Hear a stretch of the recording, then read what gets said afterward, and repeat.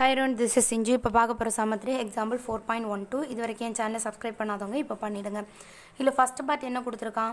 cosecant inverse of -1 ன்னு கொடுத்திருக்கான் இல்லையா?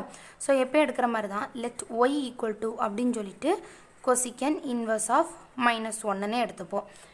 இதுல cosecant-ஓட ரேஞ்ச் எதிலிருந்து எது வரைக்கும் வரும்னா -90 டிகிரில இருந்து +90 டிகிரி வரைக்கும் இருக்கும். சோ 90 டிகிரி எப்படி எழுதுவோம்? -π/2 ல இருந்து நமக்கு 90 டிகிரினா அது வந்து π/2 ன்னு எழுதுவோம்.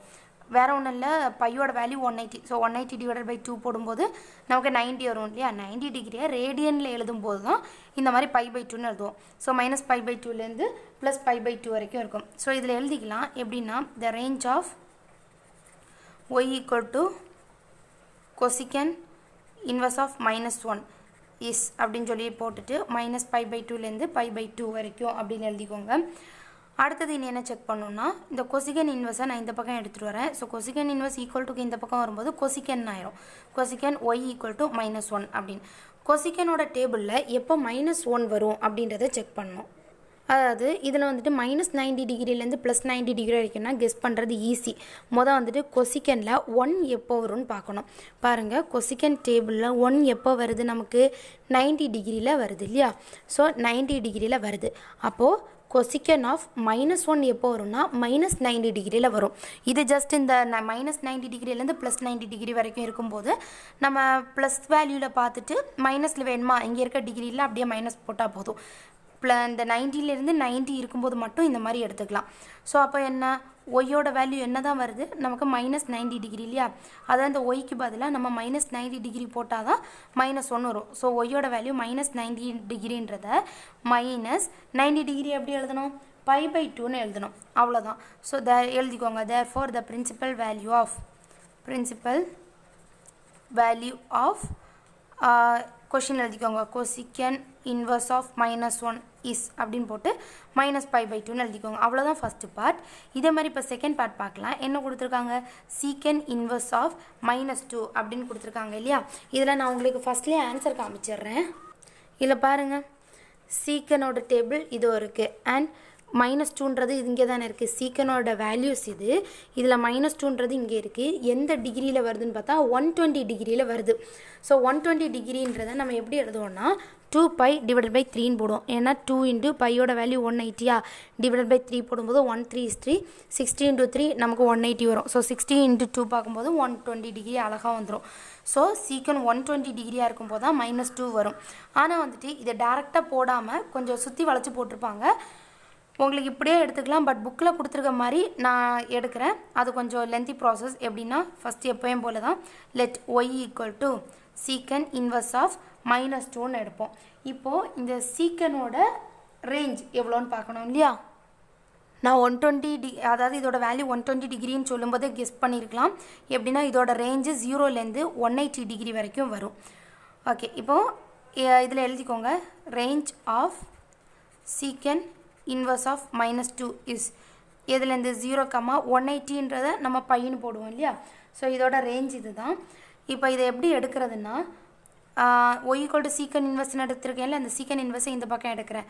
சோ secant ஆயிரும். secant y equal to -2 ன்னு இருக்கும். இந்த secantக்கு ஒரு ஃபார்முலா இருக்கும். எப்படின்னா secant theta equal to 1 divided by cos theta ன்னு எடுப்போம் இல்லையா? சோ தீட்டாக்கு பதிலா y போட்டுக்கோங்க. அவ்வளவுதான். இந்த secant thetaக்கு பதிலா 1 divided by cos theta. அப்போ 1 divided by cos thetaக்கு பதிலா y equal to இங்க -2 ன்னு இருக்கும். இப்போ இந்த cos y எடுக்க போறேன். சோ ஜஸ்ட் கிராஸ் மல்டிப்ளை தான். இத அந்த பக்கம் கொடுக்க போறேன். அதாவது 1 divided by இது அந்த பக்கம் போய்டும். இது இந்த சைடு வந்துரும். So 1 divided by -2 equal to cos y. இப்படி எடுத்தாலும் ஓகே, இல்லனா ரெண்டு பக்கமே இன்வர்ஸ் எடுத்தாலும் ஓகே. இன்வர்ஸ் எடுத்தாலும் அகைன் இன்வர்ஸ் எடுக்கும்போது இது cos y ஆயிடும். இதை இன்வர்ஸ் எடுத்தா 1/-2 ன்னு ஆயிடும். ரெண்டும் ஒண்ணு தான். நான் என்ன பண்றேன்னா ஜஸ்ட் கிராஸ் மல்டிப்ளை பண்றேன். இத அந்த சைடு கொடுத்தாச்சுனா மல்டிப்ளிகேஷன்ல போகும் cos y அப்படினு. இத இந்த சைடு கொடுக்கும்போது இந்த மாதிரி டிவைட்ல வந்துரும் இல்லையா? இப்போ நான் திருப்பி எழுதிக்கிறேன். அதாவது cos y equal to -1/2 அப்படினு எழுதுறேன். ஓகே, இப்போ என்ன பண்ணலாம்னா ஃபர்ஸ்ட் காஸ்ல 1/2 எப்போ வரும்னு சொல்லிட்டு செக் பண்ணி அந்த வேல்யூவை போட்டுடலாம். சோ இதுல பாருங்க காஸ்ல 1/2 எப்போ வருது? நமக்கு 60 டிகிரி இல்லையா? ப்ளஸ் 1/2 ஆனால் நமக்கு கொஷினில் மைனஸில் கேட்டிருக்கான். ஃபஸ்ட்டு நம்ம இதை போட்டுப்போம். காஸ் 1/2ஓட வேல்யூ 60 டிகிரி. ஸோ அதாவது காசுக்கு இந்த ஒய்க்கு பதிலாக அதாவது காஸ் 60 டிகிரி போட்டால் நமக்கு 1/2 வரும். 60ன்றது எப்படி போடுவோம்னா காஸ் π/3 அப்படின்னு போடுவோம். ஏன்னா 180 டிவைட் பை 3 போட்டு பாருங்கள். 1 3 is 3. இதை 60 into 3னா நமக்கு 180 வந்துடும். ஸோ இந்த 60 டிகிரியை π/3 தான் போடுவோம். இதோட வேல்யூ 1/2 இல்லையா? ஆனால் நமக்கு கொஷின் என்ன மைனஸ் கேட்டிருக்கான். ஸோ இங்கே மைனஸ் போடணுன்னா நம்ம கண்டிப்பாக முன்னாடியும் ஜஸ்ட் இது ஒரு மைனஸால் அப்படியே மல்டிப்ளை பண்ணுங்கள். அதாவது ரெண்டு பக்கம் மைனஸால் மல்டிப்ளை பண்ணால் இங்கே மைனஸ் இங்கே மைனஸ். ஸோ கேட்டிருக்கிறது என்னது மைனஸ் 1/2 இல்லையா? அப்போ அதுக்கு பதிலாக என்ன போடணும் மைனஸ் காஸ் π/3. அதாவது காஸ் 60 டிகிரி வந்துட்டு 1/2 தான். அப்போ மைனஸ் 1/2 போடணுன்னா ஜஸ்ட் இங்கே முன்னாடி ஒரு மைனஸ் போட்டுக்கோங்க. அப்போ தான் டேலி ஆகும். ஸோ மைனஸ் காஸ் π/3 இருக்கு இல்லையா? இப்போ இந்த மைனஸை ரிமூவ் பண்ணணுன்னா என்ன பண்ணலான்னா காஸ் ஆஃப் இந்த வேல்யூவை பை மைனஸ் π/3 போட்டால் இந்த மைனஸ் ரிமூவ் ஆகிடும். என்ன பண்ணணும்னா இந்த மைனஸை நம்ம ரிமூவ் பண்ணணும்னா இந்த டிகிரி அப்படியே இருக்கு இல்லையா? ஜஸ்ட் இப்போ மைனஸ் காஸ் பை அதை மைனஸ் காஸ் தீட்டா இப்படி இருக்குன்னா cos of pi minus theta இப்படின்னு எழுதணும். ஸோ தீட்டாவோட இடத்துல நமக்கு இருக்கிறது π/3 மைனஸ் காஸ் தீட்டாவோட இடத்துல π/3 இருந்து. So formula cos of theta sorry pi minus தீட்டாவோட இடத்துல இந்த π/3 போட்டாச்சு. இது ஒரு ஃபார்முலா, இதை படிச்சுக்கோங்க. ஓகே, இப்போ இதை மட்டும் பார்த்தா போதும். காஸ் ஆஃப் இதை அங்கே எல்சிஎம் எடுத்து பண்ணுவோம். 3 into π 3π மைனஸ் பை எல்சிஎம் எடுத்தாச்சு இல்லையா? ஸோ இந்த கீழே இருக்க 3யை தாராளமாக காமனாக போட்டுக்கலாம். 3πயில் பை போனால் நமக்கு 2π இல்லையா? ஜஸ்ட் சப்ராக்ஷன்னா 2π டிவைடட் பை 3ன்னு இருக்கும். So value கிடச்சிருச்சா?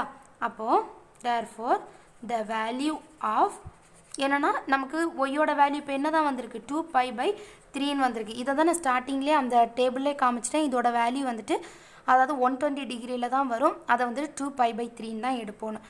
இது வந்துட்டு நமக்கு தெரிஞ்ச வேல்யூ வச்சு ஈஸியாக சால்வ் பண்ணியிருக்காங்க. ஸோ த வேல்யூ ஆஃப் என்ன கொஷினாக எழுதிக்கோங்க. சீக்கன் இன்வர்ஸ் ஆஃப் -2 இதோட வேல்யூ வந்துட்டு இஸ்ன்னு போட்டுக்கோங்க. The value of secant inverse of -2 is 2π divided by 3. அவ்வளோதான் இந்த சம். ஜஸ்ட் என்ன கொடுத்துருக்காங்கன்னு சொல்கிறேன். எப்பயும் போல தான் லெட் ஒய் ஈக்குவல்ட்டுன்னு எடுத்துக்கிறோம். இதோட ரேஞ்ச் வந்துட்டு 0லேருந்து π வரைக்கும். ஸோ இதை நம்ம கண்டுபிடிக்கிறதுக்கு இந்த சீக்கன் ஒய்க்கு பதிலாக நம்ம ஒரு ஃபார்முலா உண்டு இல்லையா? சீக்கன் தீட்டா = 1/cos தீட்டான்னு அந்த ஃபார்முலா அப்ளை பண்ணியிருப்போம். இது ரெண்டுத்துக்கும் இன்வெர்ஸ் எடுத்து ஜஸ்ட் போட்டிருக்கோம். ஆர் கிராஸ் மல்டிப்ளை எடுத்து போட்டிருக்கோம். ஸோ காஸ் ஒய் = -1/2 வருது. காஸில் 1/2 எப்போ வரும் 60 டிகிரியாக இருக்கும்போது. அப்போ இங்கே ஒரு மைனஸ் இருக்கு இல்லையா? அப்போ மைனஸ் காஸ் 60 டிகிரின்னு போட்டுக்கிறோம். ஸோ இந்த மைனஸ் இப்போ ரிமூவ் பண்ணோன்னா நமக்கு ஒரு ஃபார்முலா இருக்குது. காஸ் π மைனஸ் தீட்டான்னு போட்டால் போதும். ஸோ π மைனஸ் கொடுத்துருக்க அந்த தீட்டாவோட வேல்யூ, அதுக்கப்புறம் ஜஸ்ட் எல்சிஎம் எடுத்து வேல்யூவை போட்டிருக்கோம். அப்போ இதுதான் நமக்கு என்ன மைனஸ் 1/2ஓட வேல்யூ. ஸோ இதோட value of secant inverse of -2ஓட வேல்யூ என்னென்னா 2π/3 அப்படின்னு எழுதியிருக்கோம். அவ்வளோதான் இந்த sum. Thank you and don't forget to subscribe my channel.